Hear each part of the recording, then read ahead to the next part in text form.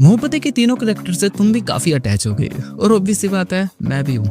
हर किसी का अपना एक फेवरेट कैरेक्टर है, हर किसी की अपनी कहानी है, हर किसी का अपना एक प्यार है। और हाँ, ये विक्रम तो यूं ही बदनाम है जारी के नाम पे, असली टाइगर हजार तो ये समीर है।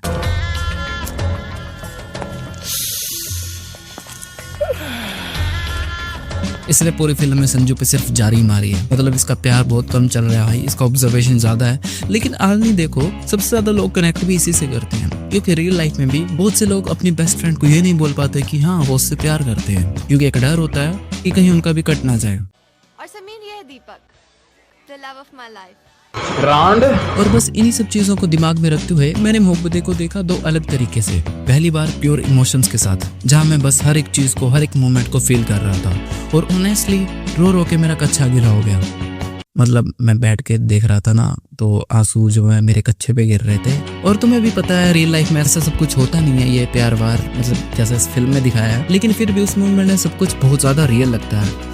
और दूसरी बार मैंने इस फिल्म को देखा एक्सट्रीम लॉजिक के साथ, जहां मैंने हर चीज को क्वेश्चन किया। और इस बार मैं मूवी को एंजॉय नहीं कर रहा था, बल्कि मैं उसे हेट करने लग गया था। मतलब हर एक चीज को, जो भी चीजें हो रही हैं यहाँ पे। और मैं सच में सोच रहा था कि यार ये इतनी ओवररेटेड क्यों है। एक पॉइंट के बाद मैंने मूवी को नहीं, मैंने खुद को क्वेश्चन करना शुरू किया कि सच में प्रॉब्लम फिल्म में है या मैं गलत लेंस से देख रहा हूँ। फिर मैंने पता क्या ट्राई किया, मैंने लॉजिक को हटाया नहीं, इमोशंस को इग्नोर नहीं किया, बल्कि दोनों के साथ थोड़ा रियल लाइफ थिंकिंग ऐड करके मैंने उन फ्लोज के पीछे की वजह समझने की कोशिश की, जो मुझे पहले वियर्ड लग रहे थे कि कैरेक्टर्स इतना अजीब बिहेव क्यों कर रहे हैं, कभी भी कुछ भी कहीं भी बोल दे रहे हैं, रैंडम से एक्सप्रेशन, रैंडम डायलॉग। और जितना मैं उन चीजों की गहराई में घुसता गया, उतनी ही मुझे उसमें डिटेलिंग मिलती गई। छोटी छोटी चीजें जो पहली बार में कभी दिखाई नहीं दे रही थी, कि लाइक फ्रेम में कौन है कौन नहीं, कौन साइड में होकर भी स्टोरी का पार्ट है, और हर कैरेक्टर की मुख्य अभिव्यक्तियां असल में कहना क्या चाह रही हैं। तो आज मैं तुम्हें कुछ दृष्टि, कुछ संवाद, कुछ अंतर्क्रिया दिखाने वाला हूँ और यह स्पष्ट करने का प्रयास करूंगा कि मैंने मोहब्बत को प्रथम दृष्टि तर्क के आधार पर खंडित किया,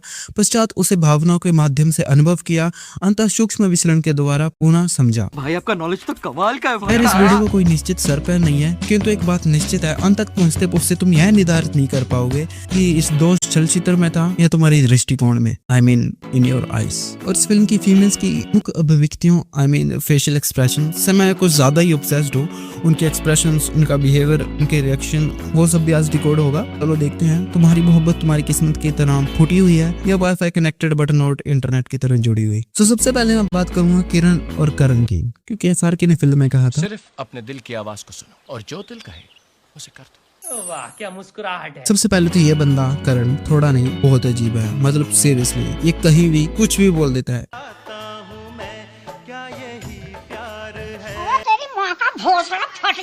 इसकी फर्स्ट इंटरेक्शन ही उठा लो, किरण सिंपल सा सवाल पूछती है, आपको बार बार एक ही जगह चोट कैसे लग जाती है। अब नॉर्मल बंदा क्या बोलता है, ध्यान नहीं रहता, गलती हो जाती है, लेकिन ये बंदा आगे से बोलता है, शायद आजकल मैं कहीं और हूँ और मेरा ध्यान कहीं और। से कौन बोलता है भाई इतनी चीप लाइंस निकल की वो। फिर आगे बढ़ते हैं, पूछता है किरण से आप क्या करती हैं, किरण बोलती है कुछ नहीं, और भाई का जवाब सुनो, काश मैं भी कुछ नहीं कर सकता।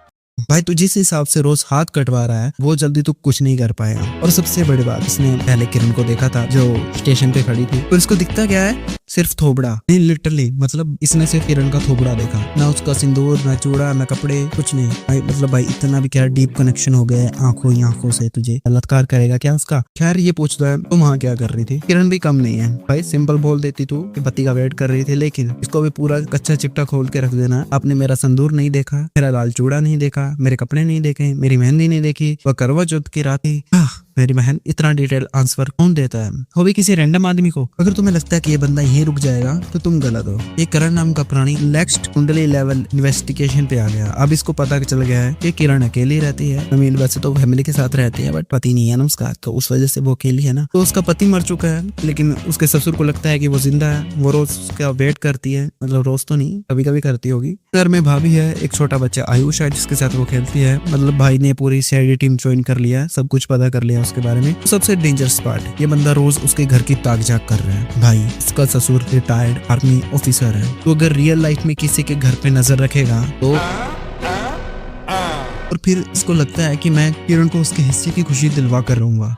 इसे अपने हिस्से की खुशी जरूर मिलेगी। भाई वो ऑलरेडी खुश है, तू कौन सा चरम सुख आई मीन खुशी देने की बात कर रहा है। और भाई तू पढ़ाई कर ले पहले, साइड क्वेस्ट बाद में कर लेना। तो फिर आता है सबसे बड़ा ट्विस्ट। इतना सब जानने के बाद ये बंदा किरण के पास जाके बोल देता है, मेरे को तेरे बारे में सब पता है, you are very strong girl, मुझे तुमसे दोस्ती करनी है। भाई तू उसका स्टोकर, इन्वेस्टिगेटर, एनालिस्ट बन चुका है, तू बोल रहा है लेट्स बी फ्रेंड्स। कोई बात नहीं, यहाँ तक सब नॉर्मल है। मुझे शौक तो तब लगा जब मैंने किरण का रिएक्शन सुना। उसने कहा कि आपने मुझे कुछ ज्यादा इज्जत दे दी, मैं इतनी बहादुर नहीं हूँ और वो से दोस्ती भी कर लेते हैं। बहन ये बंदा तेरा पीछा कर रहा है, तेरी पर्सनल इन्फॉर्मेशन निकाल रहा है, ये सब तुझे जाके अपने ससुर को बताना चाहिए। लेकिन क्या करेंगे, इसकी बातों में उलझ गई, और वो भी इतने अजीब एक्सप्रेशंस के साथ। आई मीन जब मैं इस फिल्म को पूरे लॉजिक के साथ देख रहा था तो मेरे को तो हर सीन ही गंदा लग रहा था। लेकिन यहाँ तक आते आते दिमाग एक चीज बोलता है, ये प्यार नहीं है, ये पूरा, मेरे को एग्जैक्ट वर्ड नहीं मिल रहा लेकिन वो है, मतलब सब अपने आप लगा लेना, ठीक है। लेकिन क्या ये सच में इतना ही रैंडम और अजीब है, या फिर यहाँ भी कुछ ऐसा है जो पहली नजर में दिख नहीं रहा। वेल इसके लिए हमें पहले कैरेक्टर साइकोलॉजी समझनी पड़ेगी। तो सबसे पहले किरण को अगर सरफेस लेवल पर देखें तो वो एक शांत और कंपोज्ड लड़की है जो बस अपनी लाइफ में एडजस्ट कर रही है, लेकिन असल में वो जी नहीं रही,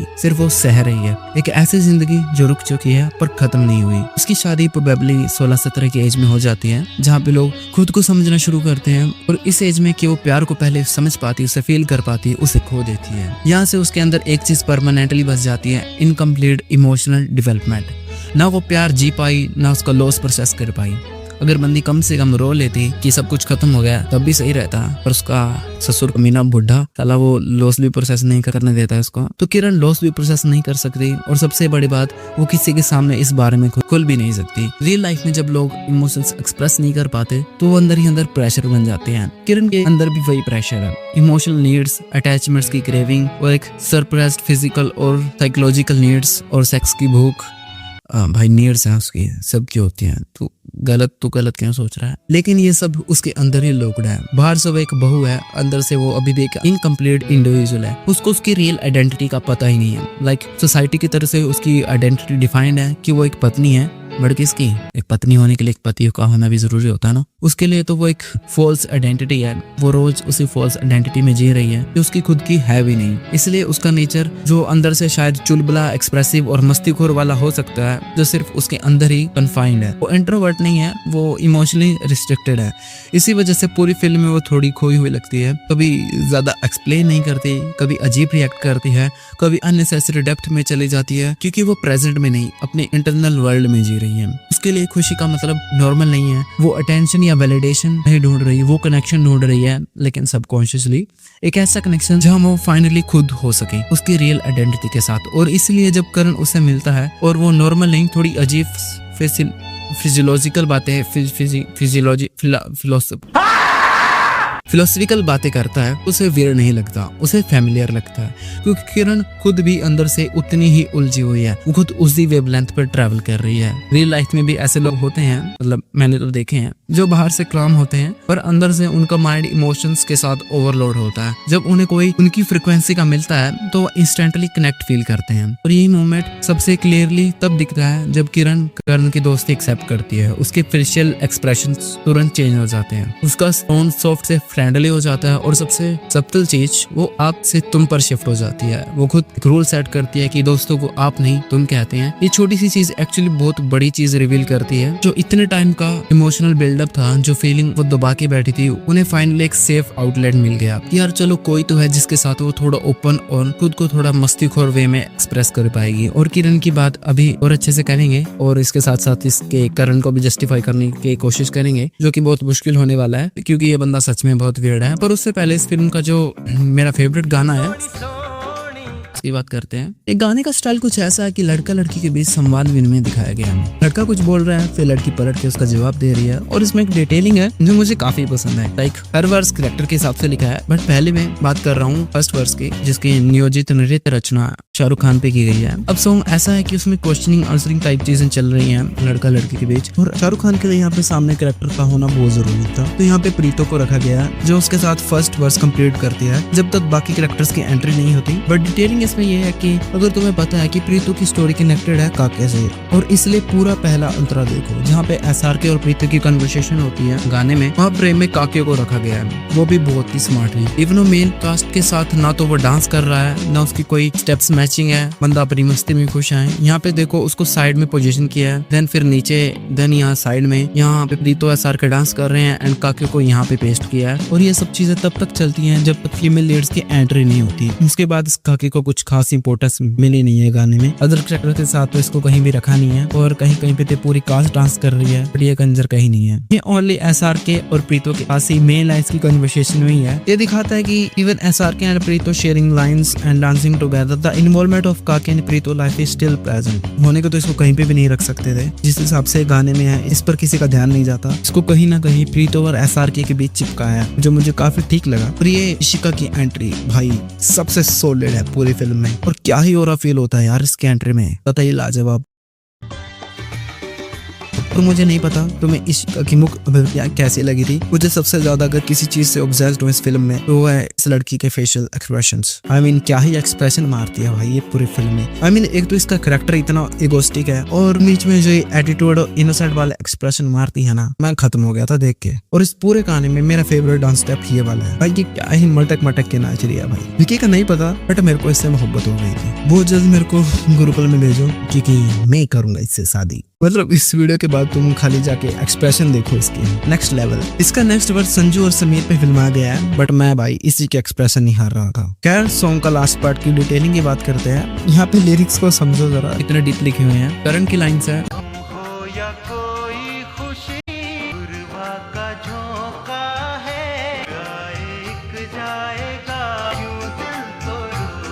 तो यहाँ पे करण किरण के अंदर दबाए हुए इमोशंस को चैलेंज कर रहा होता है। उसके लिए जिंदगी का एक फ्लो है जहाँ दुख और खुशी दोनों टेम्परेरी है। करण इनडायरेक्टली किरण को पुश कर रहा है कि वो अपनी रियल आइडेंटिटी को एक्सेप्ट करे, वो अपने आप को फील करने दे और उन खुशियों को जीने की हिम्मत करे जिनको वो खुद सप्रेस कर रही है। ये सिर्फ एडवाइस नहीं बल्कि एक अवेकनिंग कॉल है। किरण का जवाब उससे बिल्कुल अपोजिट डेयर ओपन करता है, जब वो कहती है कि इस दिन को हमने नहीं, हमें इस दिल ने रोका है। कोई बता दे जरा क्या सच है और क्या धोखा है। तो यहाँ दिल एक्चुअली उसका अपना नहीं बल्कि उस पर थोपी गई जिम्मेदारियां, रिश्तों और समाज की सोच का सिंबल बन जाता है। वो खुद अपने आप को नहीं रोक रही बल्कि उसका इमोशनल अटैचमेंट, उसकी फैमिली, उसके ससुर की एक्सपेक्टेशन कि करण अर्जुन आएंगे, आई मीन उसका बेटा आएगा एक दिन, ये सब मिलकर उसे बांध कर रखे हुए हैं। उसके अंदर एक वॉर चल रही है, एक साइड उसकी पर्सनल डिजायर्स हैं जो वो जीना चाहती है, और दूसरी साइड वो गिल्ट और ड्यूटी है जो उसे रोक रही है।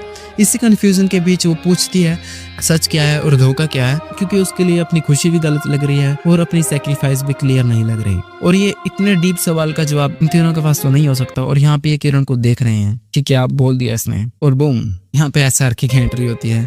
ये सीन सच में बहुत प्यारा था यार। आई मीन एसआर की फिल्म में एक लव गाइड, मोहब्बत मैन टाइप का रोल प्ले कर रहा है जो स्टूडेंट्स को लव के बारे में गाइड करे, और एसआर के इस क्वेश्चन का आंसर देता है, बहुत ही ब्यूटीफुल आंसर। तो राज की लाइन्स है, ये दुनिया सारी बड़ी है प्यारी, यही एक सच है, ये सब रंग बड़े सुहाने। राज यहाँ की कंफ्यूज स्टेट को सॉफ्टली डिकोड कर रहा है। जब वो कहता है कि ये दुनिया सारी बड़ी है प्यारी, इसका मतलब सिर्फ ये दुनिया की ब्यूटी नहीं है बल्कि वो लाइफ के उन रियल एक्सपीरियंसेस की बात कर रहा है। प्यार, कनेक्शन, अपनापन और वो छोटी छोटी खुशियां जो किरण फील करना चाहती है लेकिन खुद को अलाउ नहीं कर रही। राज बेसिकली उसको रिमाइंड कर रहा है कि जो वो महसूस कर रही है वो गलत नहीं है, वो ही जिंदगी का नेचुरल पार्ट है, यही एक सच है। लाइन और भी डीप हो जाती है क्योंकि राज यहाँ किरण की कंफ्यूजन को कट करता है। जहाँ किरण सच और धोखे के बीच फंसी हुई है, राज उसको एक क्लैरिटी देता है कि जिंदगी को फील करना, खुश रहना और प्यार को एक्सेप्ट करना ही एक्चुअल सच है। बाकी जो उसके दिमाग में गिल्ट, कुछ गलत कर देने का फियर और सोशल प्रेशर चल रहा है, वो एक तरह का इल्यूजन है जो उसे उसकी असली फीलिंग से दूर ले जा रहा है। और सबसे इम्पोर्टेंट लाइन, ये सब रंग बड़े सुहाने हैं। यहाँ रंग एक मेटाफर है, ये लाइफ के डिफरेंट इमोशंस और एक्सपीरियंस को रिप्रेजेंट करता है, चाहे वो प्यार, अटैचमेंट हो, अट्रैक्शन हो या एक नई बिगिनिंग का एक्साइटमेंट। राज इनडायरेक्टली किरण को ये समझा रहा है कि जिंदगी मोनोक्रोम नहीं होती, उसमें बहुत सारे कलर्स होते हैं और उन्हें एक्सपीरियंस करना ही जीना है।